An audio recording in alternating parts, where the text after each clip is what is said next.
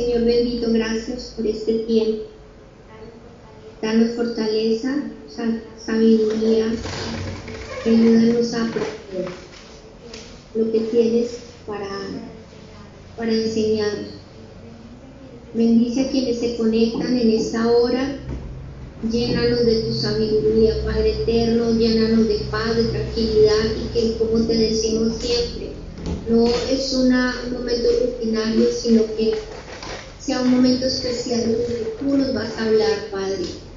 Revélanos lo profundo de tu santa palabra y ayúdanos a sostenernos, Señor. Te imploramos en el nombre de nuestro Señor Jesucristo. Amén. Amén. El tema para hoy es algo que está en el capítulo 2 de la primera de Pedro, que vimos ayer, el 1. Allí habla de algo del acercamiento de nosotros al Señor Jesucristo. Y este es un tema, para mí, el más importante de toda la congregación cristiana. ¿Por qué digo que es el más importante? Porque Cristo es el centro de nuestra vida. Pero increíblemente, a veces, sin darnos cuenta, lo vamos desplazando un poco del centro, lo vamos colocando un poco al lado. E inclusive podemos llegar a hacer un cristianismo sin Cristo. Es lo que se ve en algunas partes cuando es más importante el espíritu de la reunión cristiana, que sea algo atractivo, que sea algo llamativo, la alabanza también, pero se olvida que el dueño de la iglesia es el Señor Jesucristo, el dueño de las almas, el dueño de la palabra. Por tanto, todo el protagonismo lo debía tener Él, pero eso no, en algunas ocasiones deja de ocurrir. Y a nosotros personalmente creo que nos toca confesar que también nos ha pasado eso de vez en cuando. Son periodos en los cuales sentimos esa sequía interior, aunque estemos leyendo la Escritura, aunque estemos orando. Descubrimos que no hay una comunión cercana, íntima con el Señor Jesucristo por A o B o C razón. Al principio no se logra identificar la causa, pero va aumentando el malestar y entonces empezamos a buscarlo otra vez. Es como si el Señor hubiera puesto ese termómetro espiritual de lo que la Biblia llama el desierto o la sequía, para que nos alerte cuando nos estamos alejando, queriendo o sin querer, sobre todo esto último, del Señor. Miremos entonces lo que nos enseña la palabra sobre ese tema. Primera de Pedro, capítulo 2, versículos del 1 al 12. Va a hacer una introducción sobre cómo acercarnos al Señor en los primeros 2 versículos, o 3. Primero dice: desechando pues toda malicia, todo engaño, hipocresía, envidias y todas las detracciones. Aquí hay una lista de 5 cosas: malicia, engaño, hipocresía, envidia y detracción. Detracción son calumnias o son malos comentarios hacia las otras personas. Este versículo nos está llevando hacia una actitud que tenemos que tener. A veces nos preguntamos por qué estamos lejos del Señor. Esta es la primera respuesta.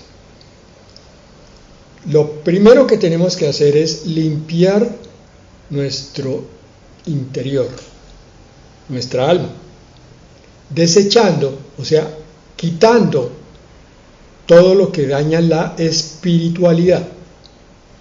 Hay cosas grandes y cosas pequeñas. Empecemos por las pequeñas.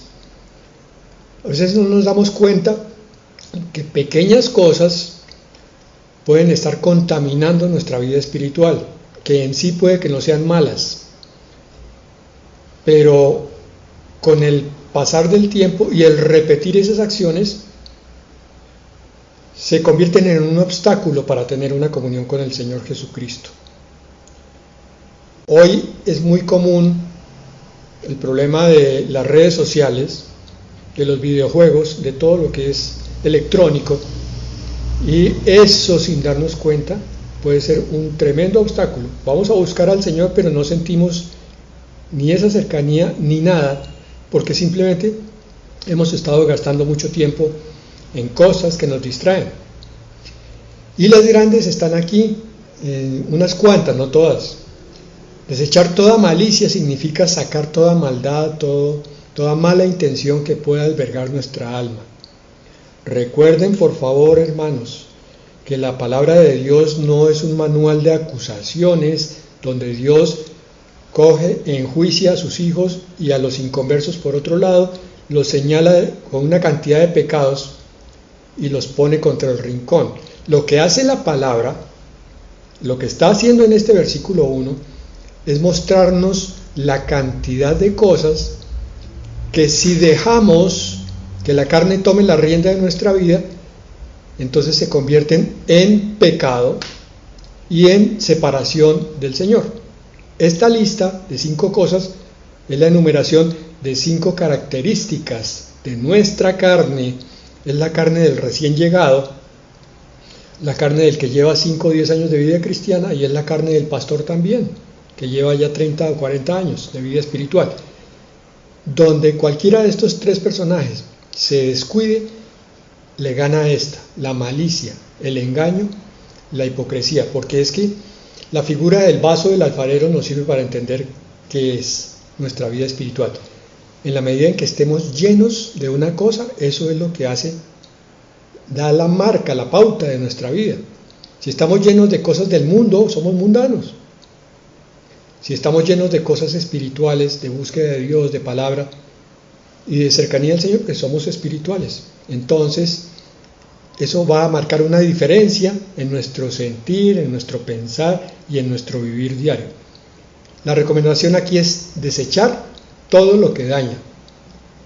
Y es parte de la batalla espiritual, porque nuestra batalla va contra 3 enemigos, que son el mundo, con su atracción fatal por las cosas de poder, de vanidad, de dinero, de ser notable, el demonio, que es el segundo, que viene a traer las tentaciones y viene a poner las pruebas para agobiar nuestra vida, y la carne, mundo, demonio y carne, 3 enemigos contra los cuales tenemos que librar batalla todos los días. Y la carne, ya vimos, sus pasiones, sus deseos, sus antojos, sus caprichos, sus apetitos. Desechen todo eso, dice Pedro. ¿Para qué? Para que puedan acercarse a Cristo. Versículo 2 nos dio un primer componente y ahora nos va a dar el segundo. Desead como niños recién nacidos la leche espiritual no adulterada, para que por ella crezcáis para salvación. Entonces teníamos, en el primer paso nos limpiamos y en el segundo nos alimentamos para crecer. Desead es una intención que viene de lo más hondo del corazón. Desear, anhelar. Alguien dirá, pero es que a veces yo no deseo, yo no siento el anhelo. No importa, aquí el deseo es espiritual, el deseo es una decisión. A pesar de no desear, espiritualmente se desea la leche espiritual. Aquí nos está poniendo Pedro la figura del niño que necesita el biberón para poder crecer. Igual es la vida cristiana. Pero ¿por qué será que no siento la presencia del Señor en mi vida? Ya tenemos 2 causas. O hay pecados o debilidades carnales, o no se está consumiendo el alimento adecuado en forma también ordenada varias veces al día. Entonces, pastor, pero eso significa entonces que hay que andar leyendo la Biblia todo el día. No, hermano. Entonces, arrodillado y orando todo el día. Tampoco. Entienda. Una oración es algo que sale del corazón para comunicarse con Dios. Y eso se puede hacer caminando, yendo al trabajo, saliendo del trabajo, estando en el trabajo, mientras uno se ducha. Se está hablando con Dios, se le está dando gracias. Espero que estén leyendo los devocionales sobre la oración que se están publicando temprano en la mañana. en el grupo de Alimento para el Alma, que está tocando precisamente el tema de la oración y se está simplificando para que le quitemos esa connotación religiosa de que la oración es algo que se hace de rodillas con las manos juntas y durante media hora seguida hablando con Dios en términos que no son muy claros. Eso no es orar. Orar bíblicamente es hablar con Dios, es expresarle nuestras necesidades, cierto, pero también nuestra gratitud, cierto, y también nuestro sentir. Señor, gracias, hoy estoy fuerte, hoy estoy débil, Señor, ayúdame, estoy deprimido, estoy derrotado. Y a veces la oración es una sola frase. Yo, mientras abro la puerta de la casa, ahí le estoy diciendo al Señor. Eso es orar todo el día, es estar hablando con Dios como si Dios estuviera contigo, porque es que está contigo, real y presente. Nuestro cristianismo tiene que volver a Dios más real y presente, perdón que me repita, a Cristo más real y presente, no el Cristo de la iglesia, no el Dios de la iglesia, del Dios del pastor, el Cristo de todos los días y de la mañana, la tarde y la noche.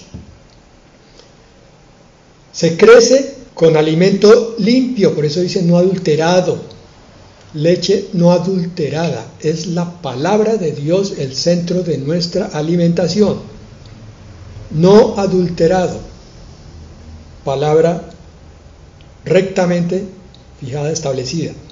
Y entonces con ese alimento limpio crecemos para salvación, y aquí nos habla otra vez de la salvación no como un instante de tu vida. Hermano, ¿cuándo recibiste al Señor? El 5 de octubre del año 1990. Ese día naciste espiritualmente. No necesariamente. Naciste, pero ten en cuenta que el bebé tiene que crecer. Y el bebé tiene que convertirse en un infante. Y el infante en un preadolescente, adolescente, adulto joven, adulto maduro. Tiene que crecer. La salvación es así, es un crecimiento, no es un instante solamente.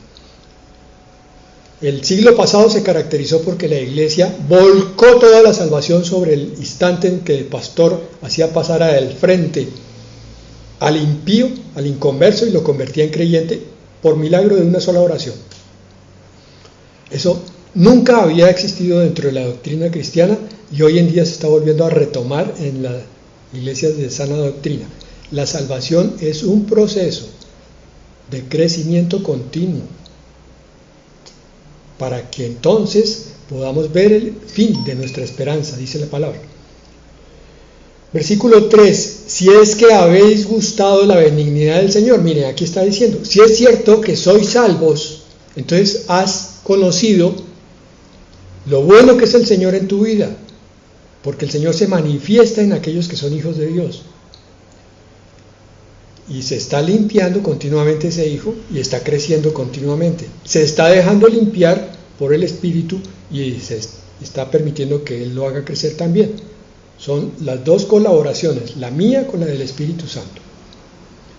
Versículo 4, aquí llegamos al título de hoy. Acercándoos a Él, piedra viva, desechada ciertamente por los hombres, mas para Dios escogida y preciosa. Repito, primero nos limpiamos, luego nos llenamos de la palabra y entonces nos podemos acercar adecuadamente. ¿Significa que si yo estoy en pecado entonces no puedo ir a donde el Señor? Significa, hermano, que sí puedes ir donde el Señor, pero acuérdate que siempre debes pedirle perdón y sentir arrepentimiento para entonces sentir esa presencia viva del Señor. Acuérdate que la comunión con Dios es a través de la palabra. No es que se te antojó, porque sí, buscar de Dios, sí, puede que eso sirve. Hay veces en que así es como Dios quiere, que te acerques sin ningún preliminar, preámbulo. Pero lo que te hace crecer y valorar la presencia de Dios es la palabra. Este es el corazón de la vida cristiana. ¿Qué? Acercarnos a Cristo. Esta es la vida cristiana. No es entrar a la iglesia, oír un sermón y salir. Ni tan siquiera es abrir la Biblia y cerrarla. leer un rato, es buscar, después del culto, después de lo que el pastor te ha exhortado, después de haber leído la palabra, buscar a tu Cristo para hablar con Él y para oírlo. Porque es que todo se limpia con su fuerza. Y cuando Él está presente en tu vida, tú vas a ver ese milagro. A veces intentas dejar algo y no lo logras, pero te acercas al Señor, le pides con sinceridad y ves el milagro y Él te quita ese deseo que te persigue con malignidad. Desapareció milagrosamente, porque, uy, Señor, ¿qué pasó? Me tocaste, me sanaste. Todo crece con su savia. Recuerden que Él es la vid verdadera. Cuando estamos unidos a Él, si yo estoy pegado a la vid, entonces la savia pasa hasta mí y yo produzco el fruto naturalmente, sin esforzarme. No por copiar a alguien, no porque haya tenido un estudio u otro. El fruto lo produce el Espíritu Santo en aquel que está unido al corazón de Cristo. Si no lo conocemos cada día más, nuestra vida es estéril y dura. La vida cristiana, la que hemos sentido en algunas épocas. ¿Qué me pasa, Señor? Fui a culto y no salí renovado. Claro, hermano. Es Cristo el que te renueva. Es buscándolo a Él. Entonces vamos a hacer un pequeño ejercicio para entender lo que es el pecado de rebeldía, que es el que a veces no nos deja acercarnos a Cristo. El pecado de rebeldía se manifestó la segunda vez en el universo por el árbol del conocimiento del bien y del mal. Y el Señor, como explicaba en parábolas para que pudiéramos aprender, entonces hoy nos va a enseñar una pequeña parábola, se llama la parábola de la vela encendida. El conocimiento es como una vela encendida. De pronto se acerca un niño pequeño, bien pequeño, ustedes han visto eso. Entonces el niño quiere coger la vela, empieza a jugar con ella. La vela encendida puede iluminar la oscuridad. La vela en sí ni es buena ni es mala. Ilumina la oscuridad, pero también puede quemar si no se le sabe usar. Esto pasa con el conocimiento. El padre entonces viene y advierte al niño que no la toque, so pena de quemarse. Hijo, ten cuidado, la vela es para alumbrarte, no es para tocarla.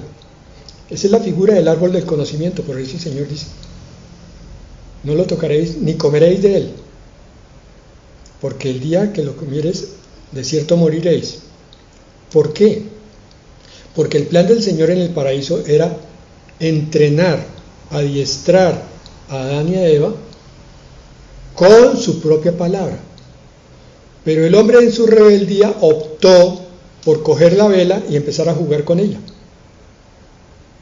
Y es lo que vemos hoy en día, donde hay un afán de conocimiento. La palabra nos habla de las mujeres inconstantes, dice allí, que están buscando continuamente conocimiento y fábulas. Ahí se refiere a mujeres incrédulas. Pero vemos entonces que hoy muchos cristianos, tanto hombres como mujeres, están yendo continuamente a buscar nuevas cosas. Y ese conocimiento tiene que ser manejado con mucha sabiduría para que no vaya a quemar, sino para que ilumine. Pero el niño rebelde no hace caso y termina quemando. ¡Ay! Tan bonita la llama, y le pone el dedo, se quema. Esa es la historia de nuestra rebeldía. El Señor viene y nos enseña, dice, no hagan esto, no hagan esto, no hagan esto, hagan esto otro y esto otro. Y uno dice, no, yo tengo que conocer cómo es que se hace esto. Entonces, la parte teórica de la enseñanza del Señor muchas veces la echamos en saco roto. Y después tenemos que ir a aprender con la experiencia dolorosa. Lo dije hace unos días, lo vuelvo a decir. Cosa que nos va a causar muchos problemas y dolores de cabeza. Entonces, conocer a Cristo, acercarnos a Él, es acercarnos a la verdad. Él no nos va a causar ningún daño. Pero si nos alejamos de Él, entonces vamos a buscar otra serie de respuestas para nuestras inquietudes interiores, y allí es donde vamos a tener muchos problemas. Busca siempre al Señor. Versículo 5.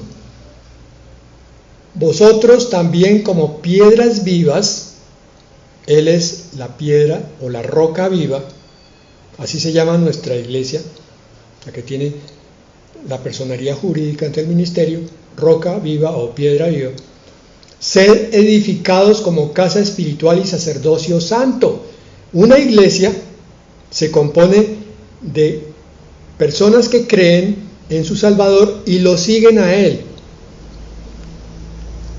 Miren, aquí está, como piedras vivas, son edificados como casa espiritual. ¿De quién? De Dios, casa de Dios. Y sacerdocio santo. El sacerdote es el que comunica la tierra con el cielo. El sacerdote, cualquier persona, es el que hace mirar a los que están aquí en la tierra hacia el cielo. Les predica la palabra, ora por ellos, los ministra, los ayuda en lo que sea, para que miren al cielo, miren a Dios, por medio de Jesucristo. Dice aquí, para ofrecer sacrificios espirituales aceptables a Dios. Entonces, a imagen del maestro, tiene que ser el alumno. La piedra viva, que es Él, debe enseñarnos a nosotros a ser piedras vivas de un edificio que se está construyendo continuamente. Esa es la iglesia espiritual del Señor, para que sirva de templo de Dios. No se trata de una costumbre o de una tradición donde nos reunimos porque es que así se ha hecho toda la vida y así hay que hacerlo. Nos reunimos para construir una congregación, una iglesia que está viva. El propósito no es ampliar estacas, el propósito no es tener multitud de convertidos, el propósito es que Dios more en su casa espiritual, que encuentre tu corazón, el de tu vecino y el mío, tan dispuestos para acercarnos a Cristo, que entonces se sienta su presencia. Hermanos, esto es triste, pero hoy en día la presencia de Dios se nota por su ausencia en muchas reuniones, en muchas congregaciones, porque los congregantes no están sintiendo eso, no están buscando a Dios a través de la palabra, no están buscando a Dios a través de la transformación, de la limpieza y del crecimiento a través de la palabra.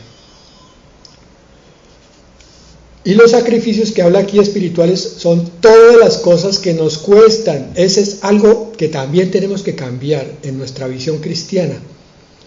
El cristianismo no es fácil todo, sino todo lo contrario, y debemos aceptarlo así, porque ese sacrificio, lo que implique oír un sermón de 1 hora, inclusive de media hora, tomar la palabra y aplicarla a nuestra vida, quitar un pecado, corregir una actitud que no es correcta, perdonar a alguien que nos ofendió, todo eso implica sacrificio de nuestro interior.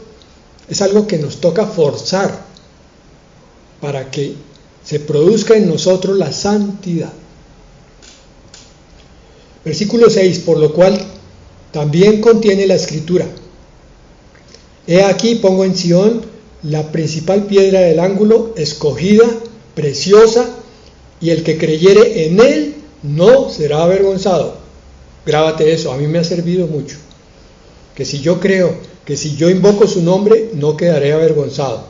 Promesa para cada necesidad y promesa para la eternidad. Versículo 7. Para vosotros, pues, los que creéis, Él es precioso. Pero para los que no creen, la piedra que los edificadores desecharon ha venido a ser la cabeza del ángulo y piedra de tropiezo y roca que hace caer, porque tropiezan en la palabra, siendo desobedientes, a lo cual también fueron destinados. ¿Sabíamos que podemos tropezar en la palabra? ¿Y que tropezamos en Cristo? Piedra de tropiezo es para los que dicen que son cristianos, pero no pueden vivir como tales. Tratan y no logran. Y se frustran y se ponen de mal genio hasta que finalmente se van. Y es roca que hace caer como el juicio que ha de venir sobre los que no le creen. Recuerden que nuestra vida espiritual se fundamenta en creer en Cristo, en la fe, en vivir por fe. Ustedes dirán, pero es que la palabra a veces es fuerte. Sí, Señor, la palabra es clara en lo que hay que hacer para andar con Cristo.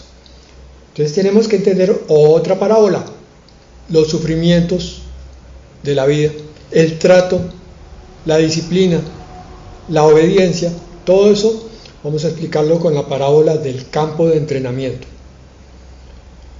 La vida es como un entrenador que recibió a varios reclutas. Lo primero que hace es enseñarle las nuevas formas de vivir, y aquí estamos hablando ahora de la vida cristiana. Para eso entramos a la iglesia, para entender cuál es nuestra nueva manera de vivir. Y eso se nos enseña a pesar de las costumbres que traemos del pasado, de la forma vana de vivir que veíamos ayer, que heredamos de nuestros padres. Cada reunión es un entrenamiento para hacer las cosas de una manera completamente nueva.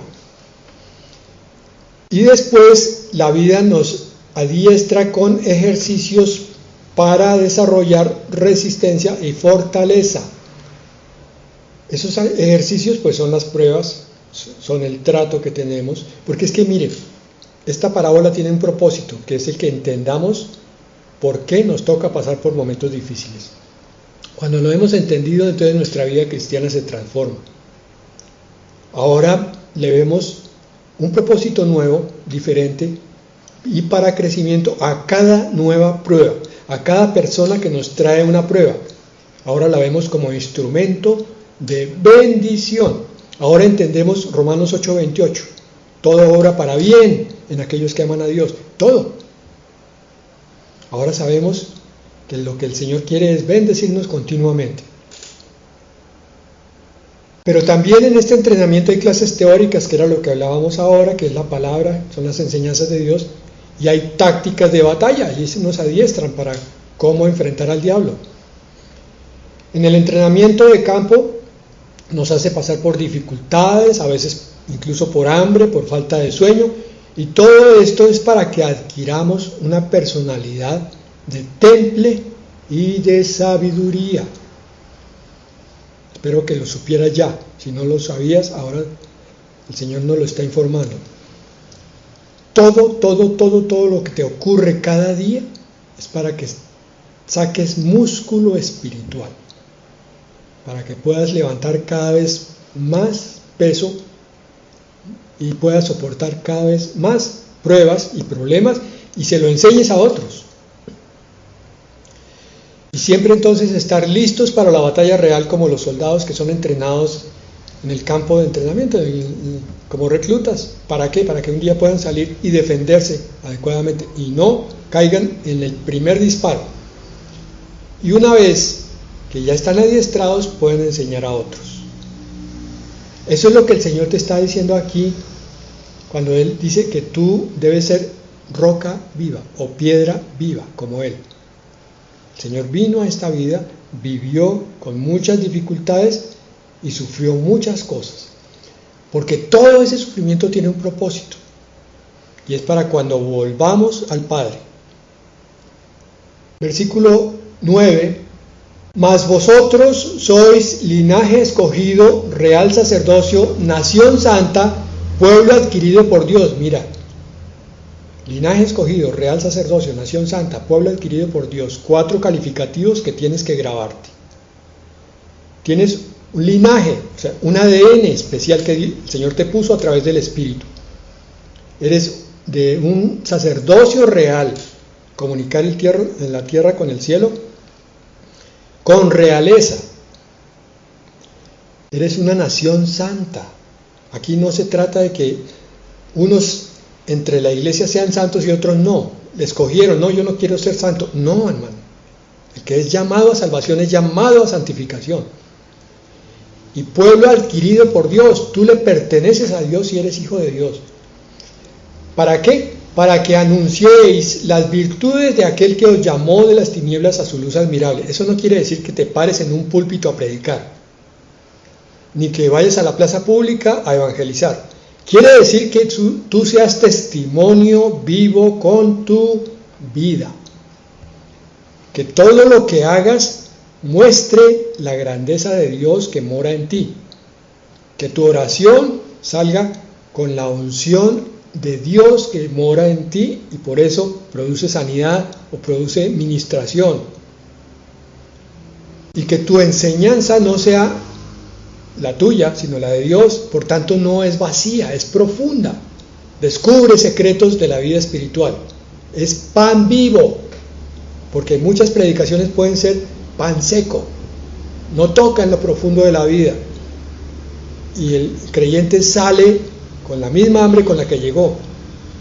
El Señor siempre respuesta, siempre muestra cuál es el camino, siempre dice hacia dónde tenemos que ir. Versículo 10, vosotros que en otro tiempo no erais pueblo, pero que ahora sois pueblo de Dios, que en otro tiempo no habíais alcanzado misericordia, pero ahora habéis alcanzado misericordia.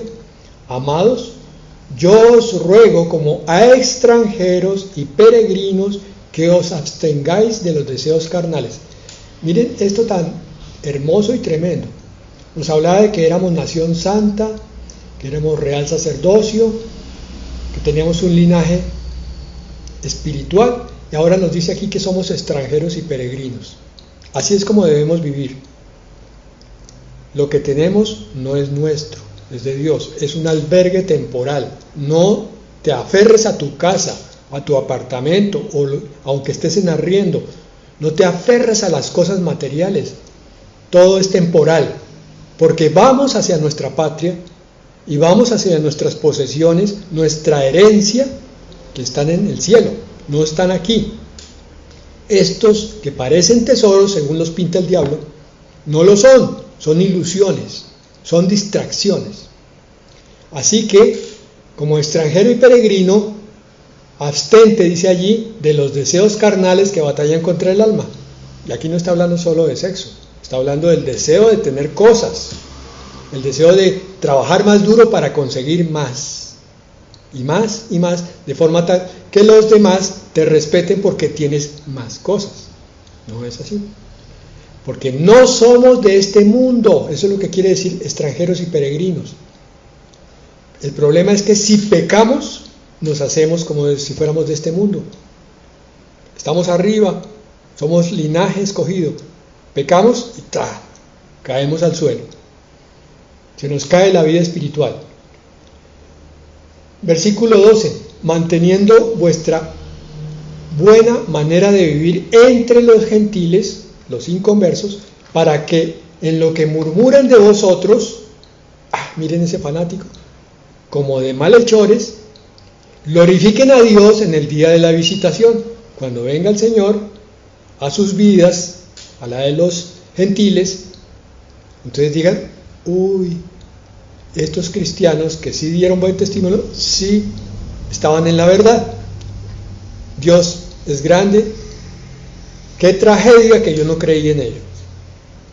Pero glorificamos a Dios porque es Dios, porque sí existía, porque era verdad. Al considerar vuestras buenas obras. Hermanos, finalmente es que toda la gloria es para Dios. Ese es el propósito. Pero es que no entendemos qué es eso de darle la gloria a Dios. A veces decimos, no, gloria a Dios. No, no se trata de eso. Gloriar a Dios es reconocerlo como lo que es Él, el Creador, que es sabio, que es bueno y que es grandioso. Tú ves a tu hijo y dices, gracias Señor, te glorifico porque me diste este hijo. Tú ves a tu mascotica y entonces dices, gracias, gloria a ti Señor, qué hermosura, este animalito. La gloria es tuya. Y tú haces una buena obra y dices, Señor, esta obra es tuya, no es mía, porque tú pusiste en mí el querer y el hacer. Gracias, Señor. Y llega la bendición a tu casa y dices, gracias, Señor. Llegó con el vecino, pero la bendición es tuya. Gracias, gracias, Señor, gracias. ¿Por qué esta enseñanza? Hermano, porque es que vamos hacia nuestra casa. La parábola final, la parábola del regreso a casa, ojalá no se te olvide. La vida eterna en el reino se parece a un joven que salió de su casa a estudiar lejos, aquí. El Señor lo mandó, el Padre le dijo, hijo, ve a estudiar a una universidad lejana que está en la tierra. Vas a estar un tiempo allá y vas a regresar a mí. Vas a regresar con tu estudio. Entonces, aprendió muchas materias y cosas diferentes en esa universidad de la tierra, de la vida. Algunas las aprendió con muchísima dificultad.